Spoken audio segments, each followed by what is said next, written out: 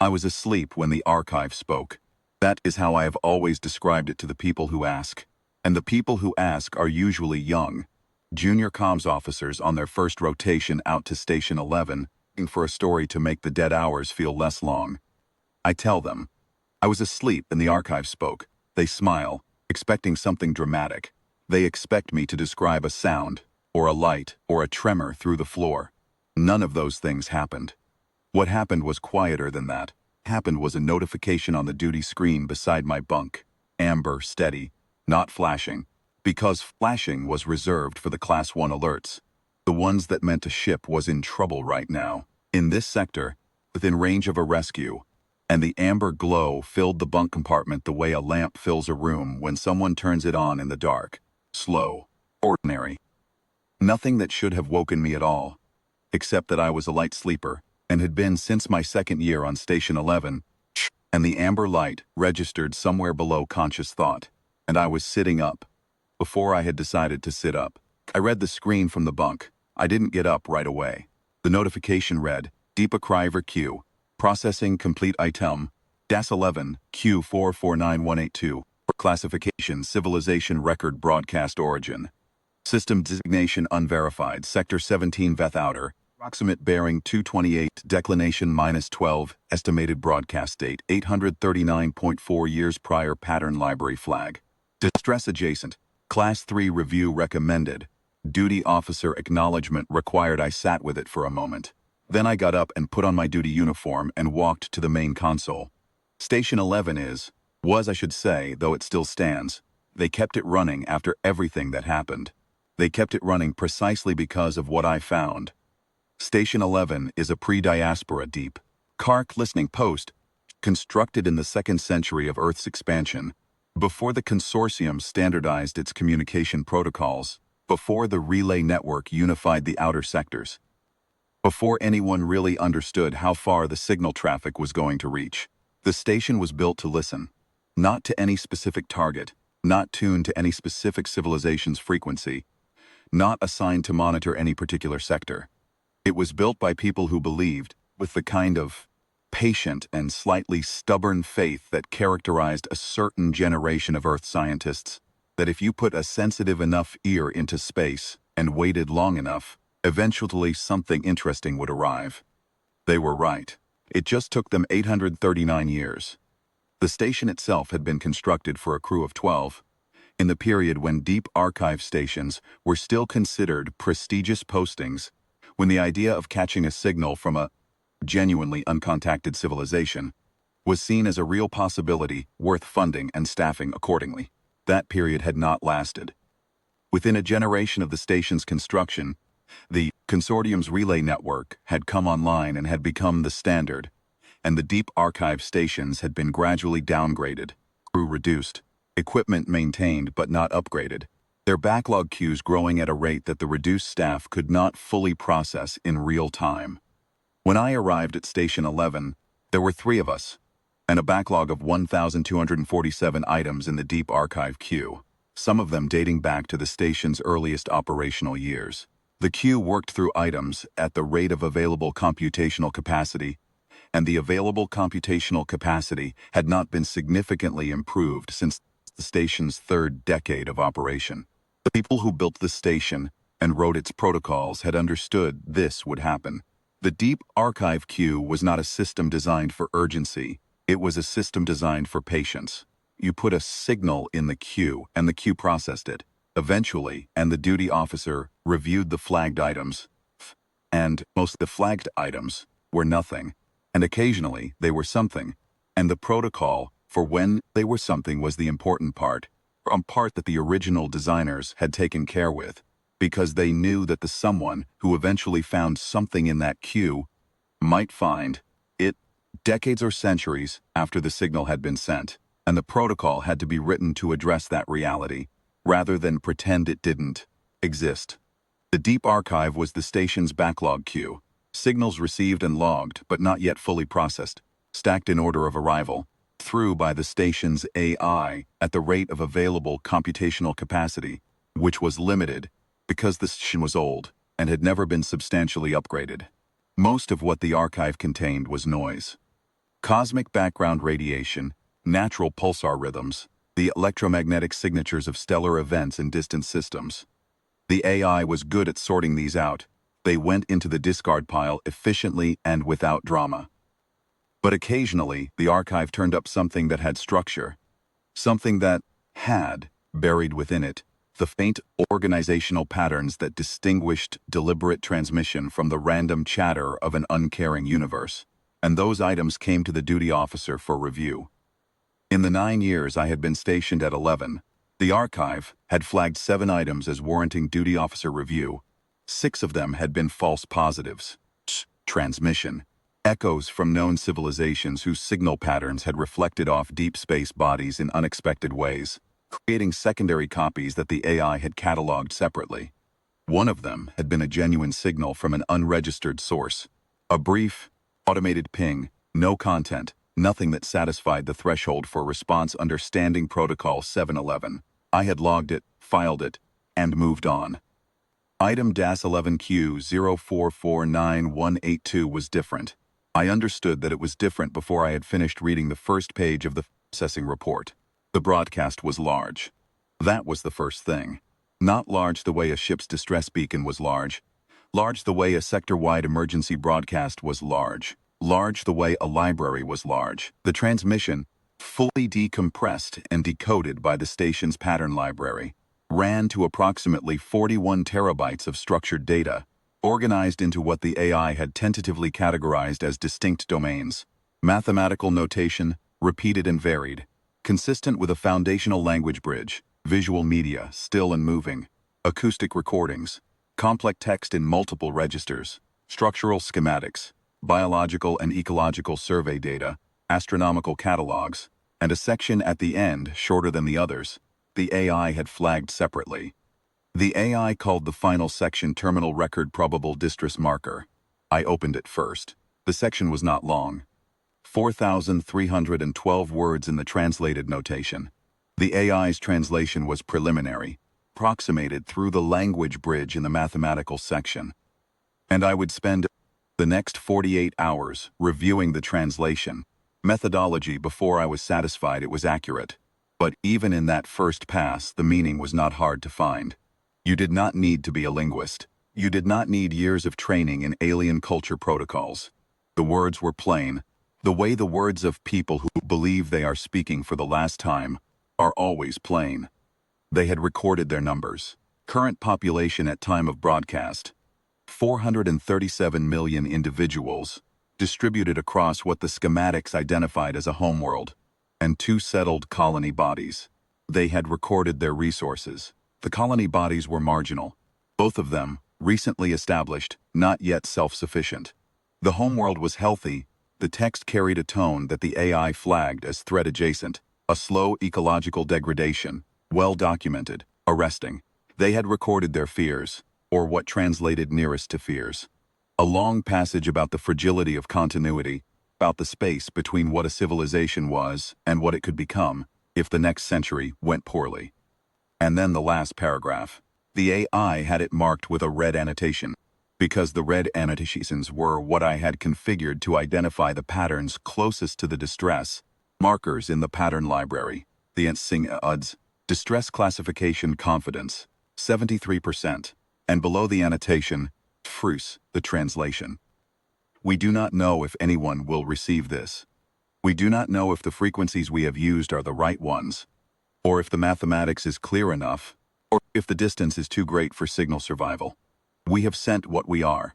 We have tried to be complete. If you are receiving this, we may no longer be what we were. We may not be at all. If you are receiving this, and there is anything in what we have sent that you find useful, take it, use it. We ask nothing in return. We ask only that you know we were here. We were here and we were trying. I read it 3 times. The third time I read it, I sat back in the duty chair and looked at the ceiling for a while, and I did not say anything, because there was nobody in the station to say it to. The overnight rotation ran with 3 officers. Yaren was in the biology lab, cataloging a separate batch of spectral data for the survey division. Constance was in engineering, running a maintenance cycle on the substation relays. Neither of them had been notified. The alert had come to my screen because I was the duty officer on watch. I thought about what I was looking at. A civilization, somewhere in Sector 17 Veth Outer, approximately 412 light-years from Station 11, had made a record of themselves and sent it into space. They had done this 839 years ago. They had done it not because they were calling for help, not in the way a ship in distress called for help, not with urgency, not with a specific request, not with a location ping designed to guide a rescue, but because they were afraid of being forgotten, and they had sent everything they were into the darkness on the chance that something, somewhere would find it, and know they had existed. The AI had decoded their archive. The AI had read their final paragraph and matched its structural markers against the pattern library and found 73% confidence, the shape of a civilization that was afraid it might not survive. Standing Protocol 711 was specific on this point. Distress-adjacent signals required duty officer review. If the duty officer confirmed the classification at or above 60% confidence, a response was required. Not optional, not discretionary, required. The response was to be logged, filed, and dispatched by the fastest available mechanism within 72 hours of confirmation. I confirmed the classification at 73% at approximately 0340 hours. I sat at the console until 500, reading through the archive in the sections I could access, in a first pass, moving through their mathematics first, because it was the clearest, and then, through what the AI had classified as their visual media, a selection of images and recordings from their world, their people, their daily life, ordinary things, because they had been thorough and had included the ordinary things alongside the monumental ones, the ordinary things being, in the end, the truest record of what a civilization actually was. Their world was blue-green, from the images, lighter than Earth, with shallower seas and wider plains. Their people were long-limbed and slightly translucent at the extremities, the way deep-water fish sometimes were, and their faces were difficult to read in the human sense. The features did not map to human expressions in any straightforward way, but they moved through their recordings with the particular unhurried competence of people going about the business of living, and there was something in the way they moved that I found, and have always found since, affecting. There was a section of the archive that I have never been able to fully describe to anyone who was not there, though I have tried. It was classified by the AI as acoustic recordings. Not music exactly, though some of it was structured in the way that music is structured, repetition and development and resolution. The Varathi had included a wide sample, organized by what the metadata suggested were era designations: early period, middle period, contemporary, and the contemporary recordings were, to my ear, extraordinary in the way that things are extraordinary when you encounter them, without context, without history, without the accumulated learning that teaches you how to hear a culture's artistic work. I did not know what these recordings meant to the people who made them. I had no way of knowing. But the structure was there, and structure carries something that survives the removal of context. The way the mathematical notation had carried precision without language, and what it carried, in the acoustic recordings, was weight. Whatever they had felt when they made these, they had felt it seriously. I found myself sitting with one recording for longer than I intended. It was from the middle period section, 8 minutes and 40 seconds long, and it involved a primary instrument I could not identify and a set of harmonic accompaniments that resolved and re-resolved through a cycle that, approximately 3 minutes to complete before beginning again. Altered. I played it 4 times before I realized I had been playing it 4 times. I noted the file reference in my personal log. I include this only because it seems relevant to the full account of what the archive was. It was not only mathematics, not only biology, not only the pragmatic record of a civilization documenting its resources and fears. It was also this, 8 minutes and 40 seconds of something they had considered worth, including in the last broadcast they might ever send. At 500, I woke Constance and told her what I had found. She came to the console and read the terminal record and looked at the ceiling for approximately as long as I had. Then she said, "What are you going to do?" I said, "Standing Protocol 711 requires a response. Going to file the confirmation and request a courier dispatch, she said. The system is 412 light-years away. I said, yes. She said nothing for a moment.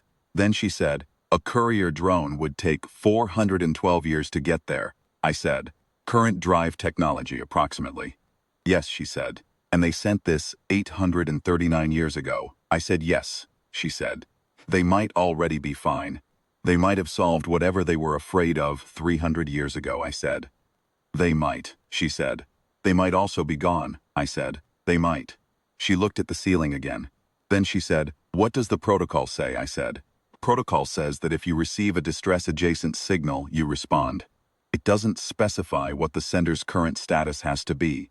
It says, if you receive it, you respond. The idea is that the receiving moment is the relevant moment. We received it today. We respond today. Constance looked at me for a while. She was one of those people who thought with her whole face, and I watched her work through it. Then she said, all right. What goes in the courier? That was the question. That was the whole question. Standing Protocol 711 specified that a courier response to a distress-adjacent classification should carry standard first contact package, language bridges, mathematical primers, cultural documentation, medical survey protocols. Jeez. Any relevant technical assistance materials available in the station's archive that might address the threat profile identified in the distress signal, and a personal recorded message from the senior duty officer on watch. The technical assistance materials were not a small category. I spent the next 18 hours compiling them with help from Constance and Yaren, who had been briefed by 06 Undro, and had stopped asking questions about feasibility, and started asking questions about what to include. The Varathi. We called them that by midday, a name derived from the mathematical notation their broadcast opened with, which we later learned was approximately correct, had sent us enough information about their civilization's current state, as of 839 years prior, that we could make reasonable inferences about what might be useful. Their medicine was documented. It was thorough and careful and showed a civilization that took their biology seriously. But there were gaps, the kind of gaps that became visible when you compared their pharmacological catalogs against Earth's. There were compound classes they had not yet synthesized. There were surgical techniques they had not yet developed. There were disease vectors. Their ecological data suggested were present on the homeworld, that their treatment protocols did not include specific countermeasures. For I loaded their entire current medicine as they had recorded it. I loaded Earth's medicine as it stood on the date of dispatch, not a summary, not a highlights package, the complete Terran Commonwealth Medical Archive, as it existed at Station 11, current through the last resupply. 743 years of accumulated medical practice. It took most of the night to stage the data for the courier, and it was only one of the domains. Their engineering was documented. It was sophisticated in the areas they had focused on: atmospheric management, water processing, certain classes of material science. But their energy production documentation showed the same kind of gap pattern their medicine did. They had reached certain solutions that worked, and had not, by the time of the broadcast, developed the alternatives. I loaded the engineering archive in full. Yaren spent 6 hours annotating it with cross-references between their documented challenges and the sections of Earth's solutions, flagging the most likely high-value material, because 839 years from now someone would open this package, and it would be more useful if it were organized. Their agriculture was documented. Their astronomy was documented. Their structural schematics were documented. For each domain, we loaded the corresponding Terran Commonwealth archive, annotated where we could, current through Station 11's last resupply. Yaren was the one who insisted on the annotation methodology. She was a biology specialist, not a communications officer, and she had no formal training in the protocols that governed courier dispatches. What she had was the instinct of someone who organized large datasets for a living, and when she had been briefed on the situation, and had read the terminal record, and had spent a few minutes in silence, the first thing she said was, "We need to annotate the cross-references, not just attach the archives, because they're going to open this in 400 years, and they won't know where to look." She spent 6 hours doing nothing but annotation. She built the cross-reference index by hand, working from the Varathi's original archive on one screen and Earth's corresponding archive on another, reading both, finding the gaps, linking the sections of Earth's knowledge that addressed conditions the Varathi had documented as challenges. She flagged things by priority. She invented the flagging system on the spot, color-coded by her own estimation of likely urgency, amber for standard review, red for material that she assessed as potentially time-sensitive based on the threat profile data in Section 4 of the original broadcast. The red flags were few. She was careful with them, the way careful people are careful with urgency, because she understood that attaching urgency to too many things was the same as attaching it to nothing. I watched her work for a while in the early morning hours, when my own compilation work had reached a natural pause. She was the kind of person who talked to herself while she worked. Not loudly, just under her breath, a running commentary on what she was finding and what she was doing with it. I remember her saying at one point to no one in particular, "They figured out water recycling before us. That's interesting." And then, a few minutes later, "They didn't have this," and annotating. And then, much later, "I hope someone on the other end reads these." Somebody did. The personal message was the last thing. Recorded it in the communications chamber, sitting in the duty chair, in my standard uniform, was what the protocol said to wear. Nothing ceremonial, nothing that might be misread as formal or threatening. The protocol said, be plain, be direct, be brief. I looked at the camera for a moment before I started. I thought about what I wanted to say.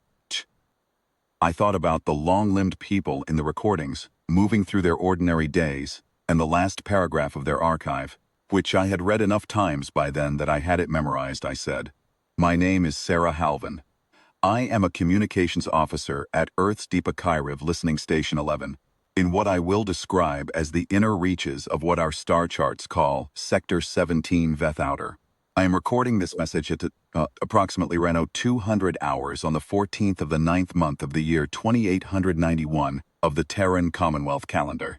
Approximately 18 hours ago, our station's archive processing system completed the analysis of a transmission we received 889 years ago. The transmission contained an archive of your civilization, your history, your science, your mathematics, your art, your biology, your world, and at the end of it, a paragraph that told us you were afraid you might not survive. I want to be direct with you about what happened next. Our standing protocol for distress-adjacent signals requires a response. It requires it, without exception, without qualification, and without regard for the probability that the original situation has already been resolved. The people who wrote the protocol understood that a signal received today is a signal you respond to today, because you cannot know what today means to the people who sent it. They sent it in fear. You answer fear when you hear it, regardless of how long ago it was spoken. We have loaded this courier with everything we thought might be useful. I want to be honest with you. We don't know if you are still there. We don't know if you survived what you were afraid of, or whether you have had 800 years to grow beyond any concern we might have had. We don't know if any of what we have sent you is new, useful, or wanted. It is entirely possible that you are, by the time this reaches you, so far beyond us in that our archive will seem to you the way an early planetary era text seems to someone who has since built a civilization among the stars. If that is the case, I am genuinely glad. I am also going to tell you what I am sending anyway, because I think you should know the shape of the answer you are receiving from a species you did not call. We are sending you all of our medicine.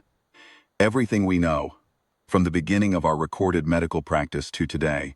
The courier's processing system has cross-referenced what we know of your biology and your current medical documentation against ours, and it has flagged the areas where our knowledge might fill gaps in yours. I hope that none of those gaps have ever cost you anything. I hope the flexions are things you solved centuries ago and will read with the particular relief of recognizing a problem you have already passed. But if any of it is still useful, if any of it reaches you in time for anything, then this courier will have done what we sent it to do.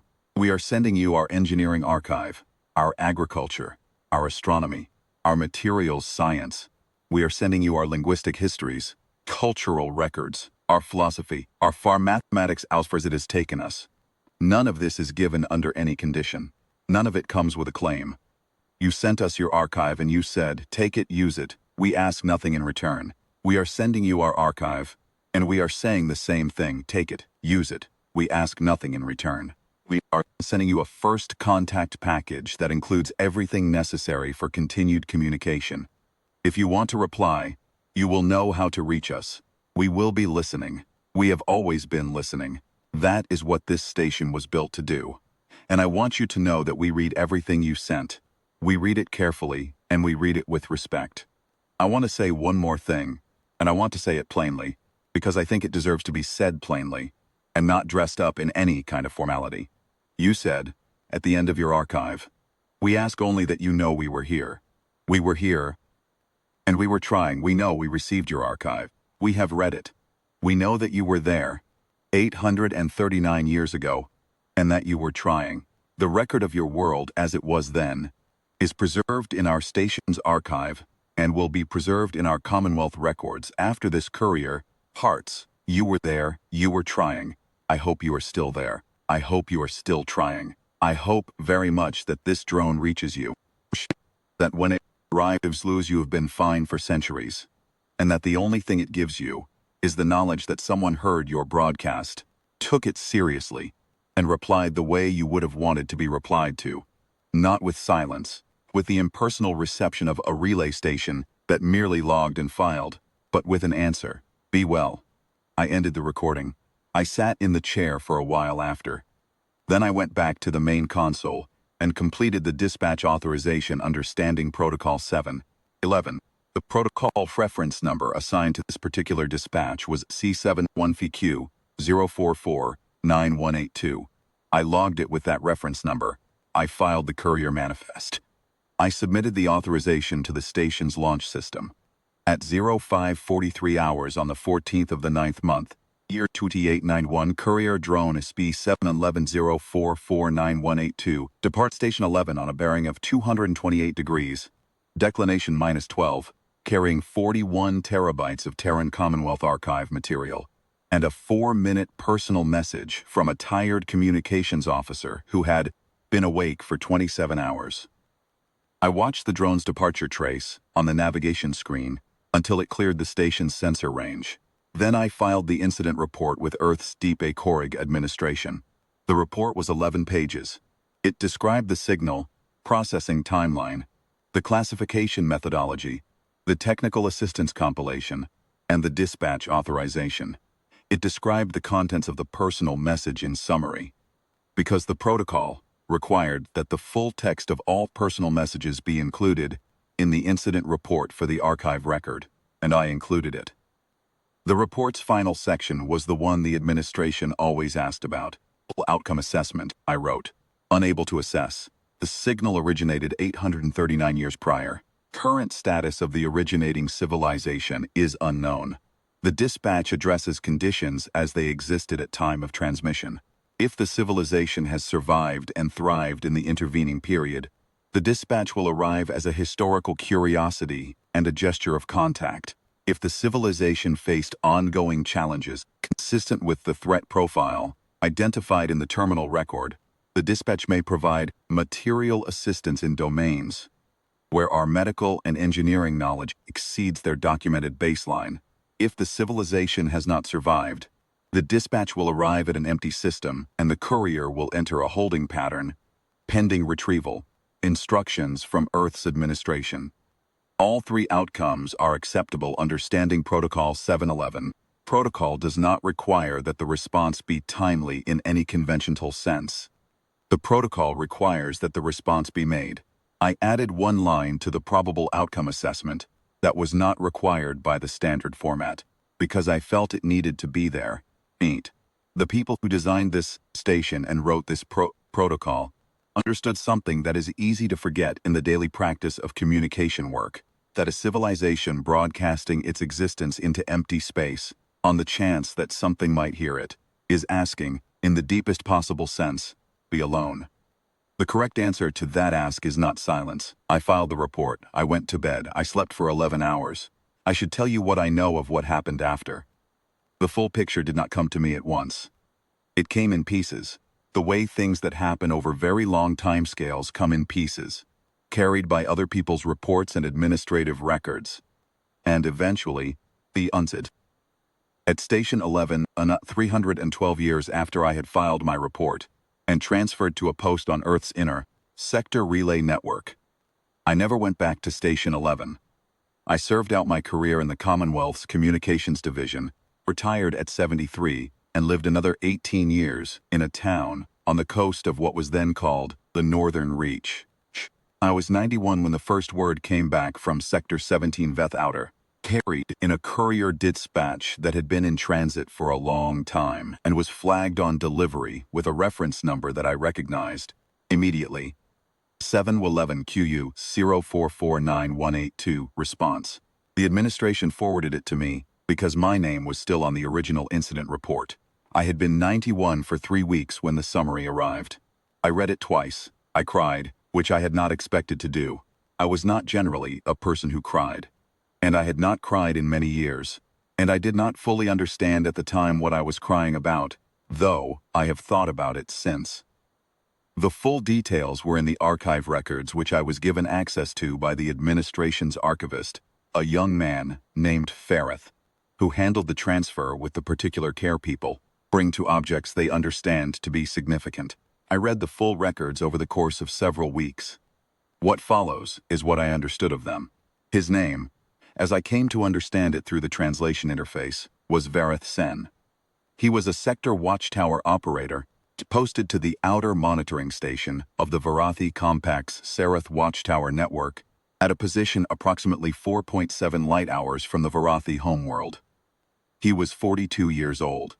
He had been stationed at the outer watchtower for 8 years, which was, by his civilization's standard, an exceptionally long tour for that assignment. The outer watchtower was quiet, deliberately so, positioned to catch the faint signals from beyond the compact's mapped territories.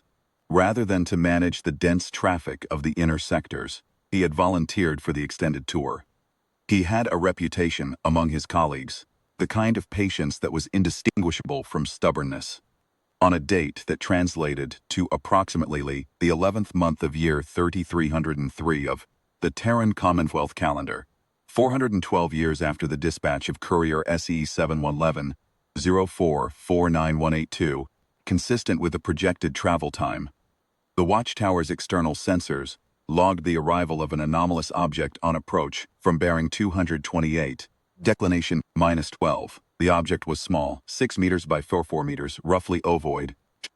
Its hull design consistent with nothing in the Varathi Compact's vessel registry or in their records of known neighboring civilizations. It was traveling under active drive until approximately 2 light hours out, at which point the drive ceased and the object coasted toward the outer watchtower on its final approach trajectory, carrying a standard diplomatic approach marker that the watchtower's AI flagged as contact protocol active. No approach interference. Please acknowledge. Vareth Sen acknowledged it. He described in the report he filed with the Compact's diplomatic administration what he felt in the moment of acknowledgement. He phrased it with the same plainness that I had used in my personal message, a plainness he would later tell me, in his own recorded message, was the natural register for things that were too large for ceremony. He said, I felt calm. I want to be clear that first I did not feel calm because the situation was familiar. I felt calm because the situation was so far outside anything I had categories for that the ordinary registers of feeling, concern, alertness, urgency did not know what to do with it. And so they stepped aside, and what was left was something that I can only describe as a very large quiet. He guided the courier through the watchtower's docking sequence manually, which was not strictly necessary.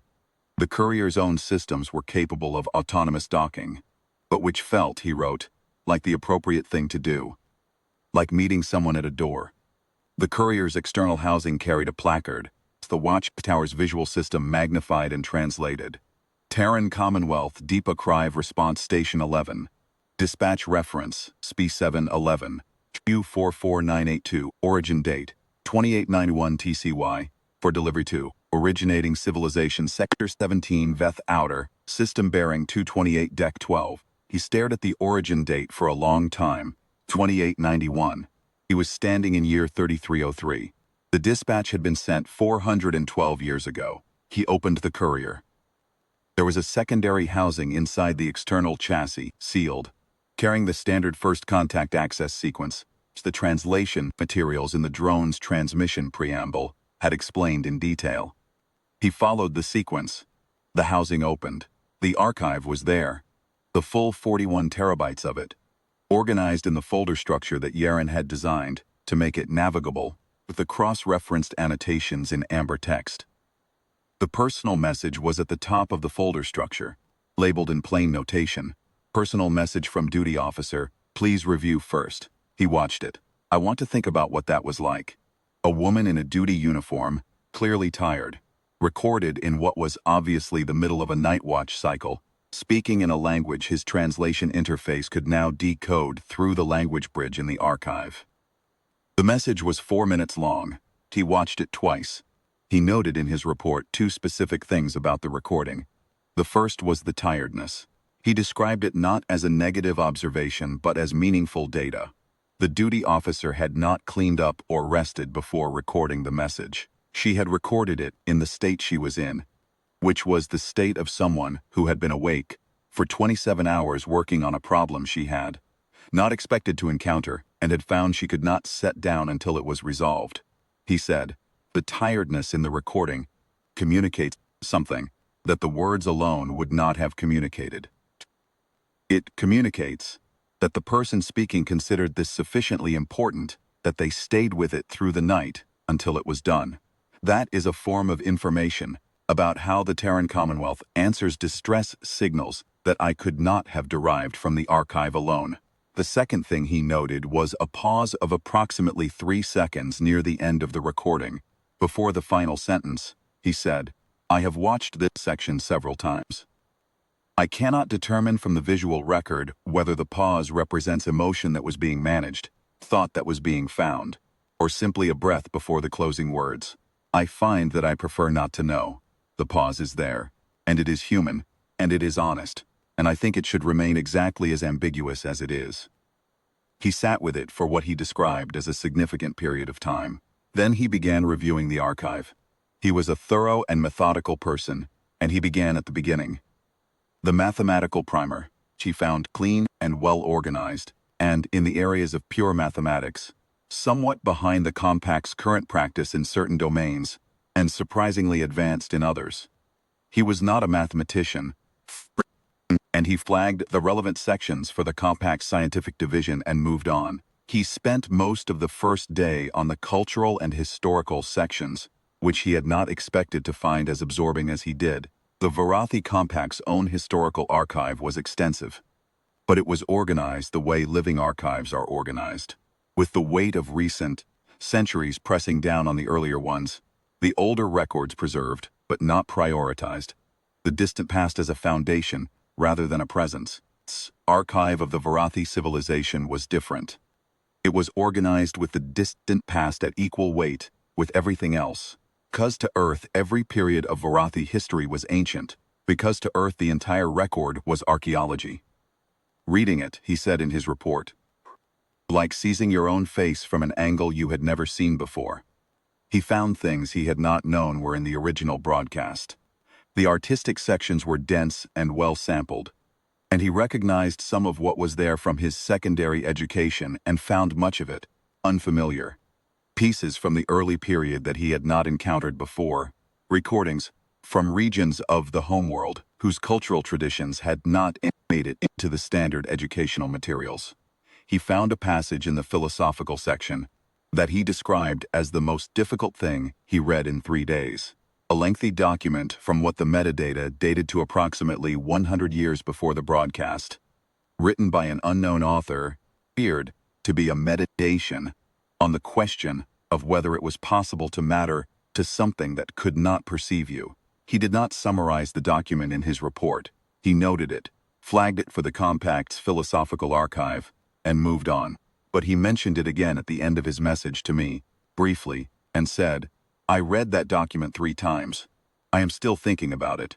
I do not think I agree with its conclusion. I think the author was wrong, and I think the evidence for why they were wrong arrived 400 years after they died." He spent 3 days on the archive before he filed the preliminary report. In those 3 days, he moved through the major sections in the order Yaron's index had organized them: medicine, engineering, agriculture, astronomy, linguistics, philosophy. He did not attempt to read everything. There was not time for that, and he understood that what he was looking at was the whole of a civilization's knowledge base, which was not designed to be reviewed in 3 days. What he did was enough to understand the scope of it. On the second day, he found the cross-references. He found them in the medicine section, in the annotations that Yaron had written. The amber text flags that linked sections of Earth's medical archive to sections of the Varathi medical documentation from the original broadcast. He had not known, until he read those flags, that Earth had a copy of the Varathi's own medical documentation. He had not known, until he read those flags, that someone on the other end had sat down and compared the two. He read the flags carefully. Most of them noted areas where Earth's practice had developed solutions that the Varathi archive showed as open problems, not urgent problems, gaps, the kind of gap that a civilization fills eventually, given time. A few of the flagged areas were more specific. 2 of them were flagged with a notation that read, "High priority, recommend immediate review, cross-referenced against ecological threat data in original broadcast section 4. He went to section 4 of the original broadcast, was familiar with its contents in the way that any citizen of the Compact with a thorough secondary education was familiar with the cultural archive of their civilization, not deeply, not technically, but sufficiently to navigate it. The Varathi did not have a tradition of studying their ancient broadcasts in detail. The archive existed in the historical record. It was not a document most people had read closely. He read Section 4 closely now. Section 4 was the ecological survey. He had known, in a general way, that the original broadcast had included one. He had not known that the survey had documented a specific vector, a soil microbe. Population in the mid-latitude plains of the homeworld's western continent, at that time in the process of a slow proliferation that the survey's authors had identified as a potential long-term threat to the continent's primary agricultural zones. The survey had described it as a 50 to 100-year problem, not urgent at the time of broadcast, the kind of thing that, left unaddressed, would become urgent. He checked the current agricultural records. The microbe was there, still there, 839 years later. It had not proliferated into a crisis. It had been identified, monitored, partially managed, but not eliminated. The Compact's agricultural division had 3 open research programs addressing it. None of the 3 programs had yet produced a complete solution. He went back to Earth's medicine section. He found the cross-referenced flag. He read the flagged material. Earth had developed, at some point in the 800 years between my dispatch and Vareth Sen's receipt of it, a compound treatment approach for exactly this class of soil microbe vector. The annotation read, "See also Terran Commonwealth Agricultural Science Archive, Section 7, Subsection 22, Microbial Suppression Protocols for Continental Agricultural Zones, Validated Methodologies 1400-2800 TC. Applicable vector classes include soil microbe proliferation in temperate mid-latitude agricultural environments." He sat at the watchtower console for a long time after reading that. He described what he was feeling in his report. Careful precision. It was not gratitude, exactly. It was not relief. It was closer to what he had felt when the courier first appeared on his sensors. That very large quiet. But now the quiet had a different texture. It had the texture of something fitting together that had been apart for a very long time. He filed his preliminary report to the Compact's diplomatic administration. The report was comprehensive. It detailed the courier's arrival, the origin date, the archive contents, the cross-referencing, and the flagged agricultural materials. It included a recommendation that the Agricultural Science Division be given immediate access to the relevant sections of Earth's archive. Then he wrote the section of the report that addressed the question of where the courier had come from and why. He had, in the course of reviewing the archive, located the reference to the original Varothi broadcast and its contents. The original broadcast was 900 years old. The archive record showed that it had been transmitted on frequencies that at the time had been intended to reach what the Compax astronomers of that era had believed might be inhabited systems in the outer sectors.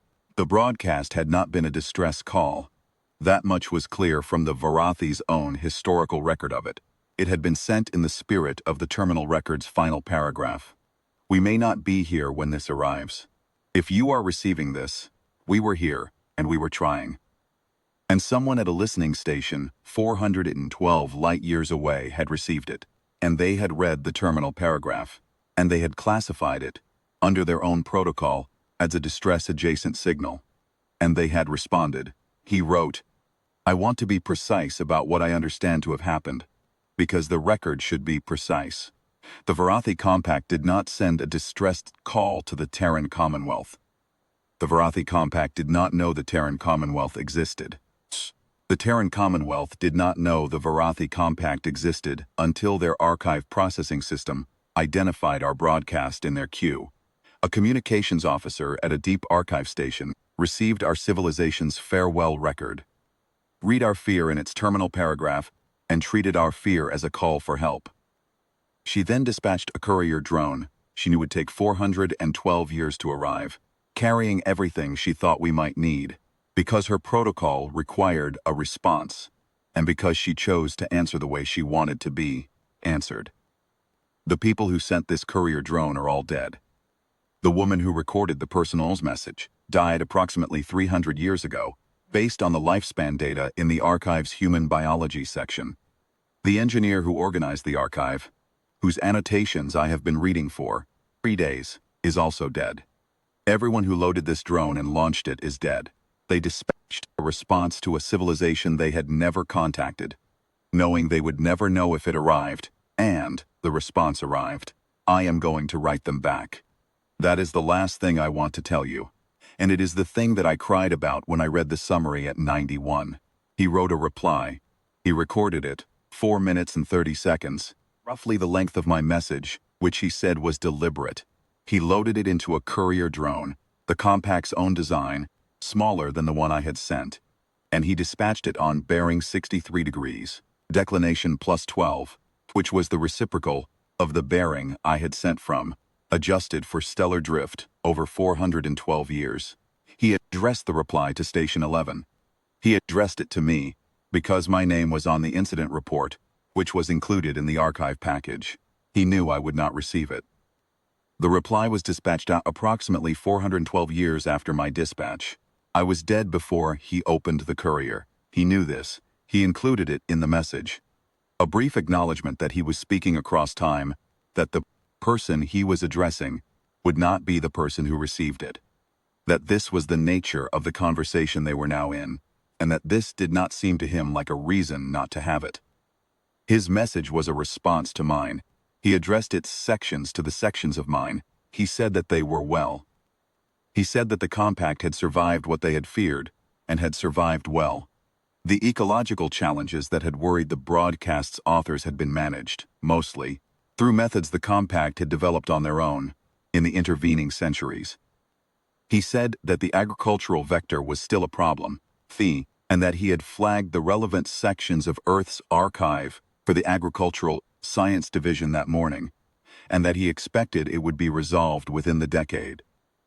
He said that the medical archive was extraordinary and that the Compact's medical division had already been given access and would be in contact through the first contact channel as soon as the translation interface had been refined. He said, "You asked us at the end of your message to be well. We are. We have been. We did not always know it. There were centuries when the question was genuinely uncertain. But looking back from this distance, yes, we are well. I am going to ask the same of you. Be well. We hope very much that when this arrives you are still there.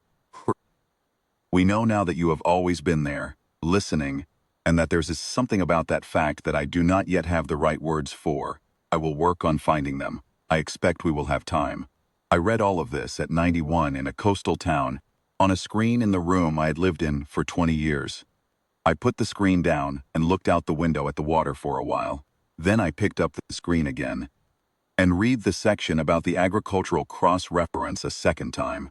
And then I read the section about what Vareth Sen had found in the philosophical archive. The document about whether it was possible to matter to something that could not perceive you. I read the part where he said he thought the author was wrong, and I thought, yes, I think so too. The author had been dead for 900 years, and a man on the other side of the sector had read their work and found it wanting. The reason he found it wanting was a courier drone that had been traveling since before his great-great-great-grandfather was born. The Compact's courier drone had been in transit for 312 years. By the time Fareth forwarded the summary to me, it would arrive at Station 11 in approximately 100 years, give or take the accuracy of the reciprocal bearing calculation. I would not be there. No one currently alive would be there.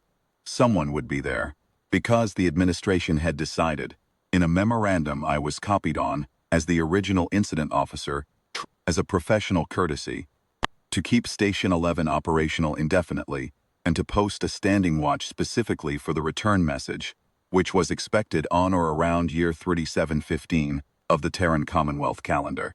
The memorandum noted that the original dispatch had been made under Standing Protocol 711, which required a response to distress-adjacent signals without qualification or exception.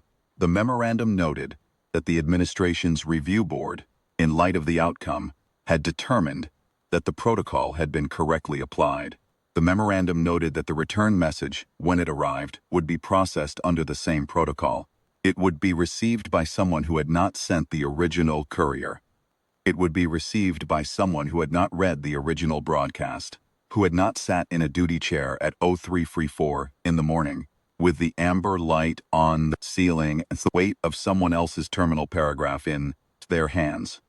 It would be received by someone to whom this whole thing was history, a 412-year-old incident in the station's log, filed under a reference number they had probably been briefed on when they took the posting. But they would be there. The station would be there. Someone would be listening.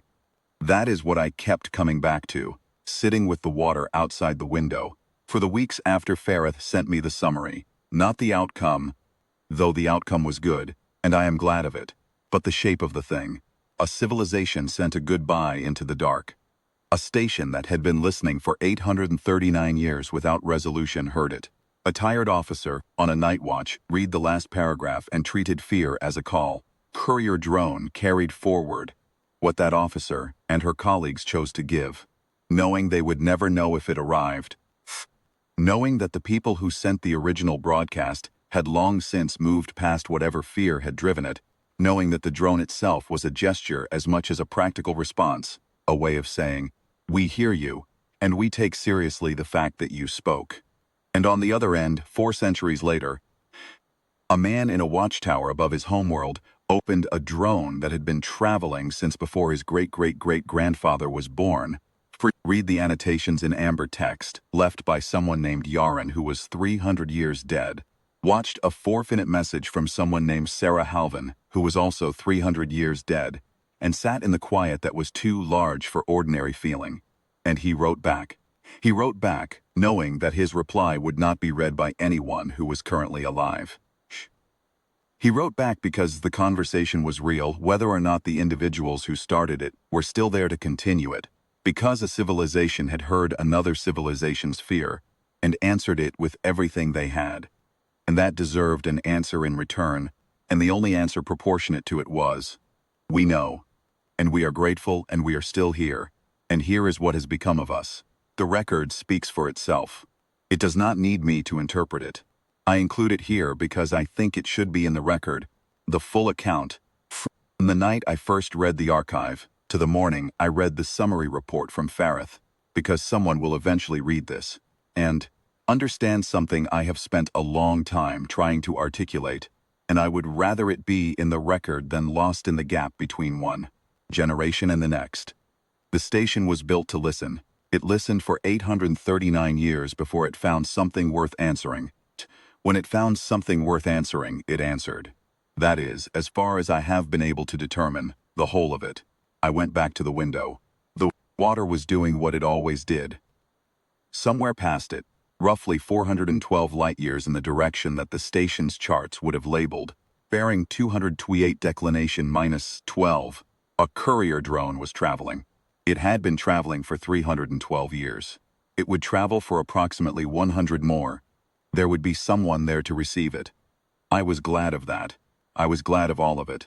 The fear in the terminal paragraph, and the amber light on the ceiling, and the 18 hours.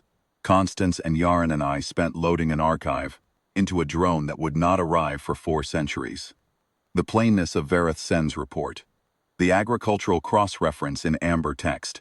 The way he had addressed his message to me, knowing I would not read it. I was very glad of all of it. "Be well," I had said. "We are," he had answered. That was enough. That was the whole of what any of this was ever supposed to be. Not a rescue, not an arrival in time, not a fleet deployed to the wrong address, not a treaty invoked by a panic button no one knew was wired to us, just an answer. Just, "We heard you.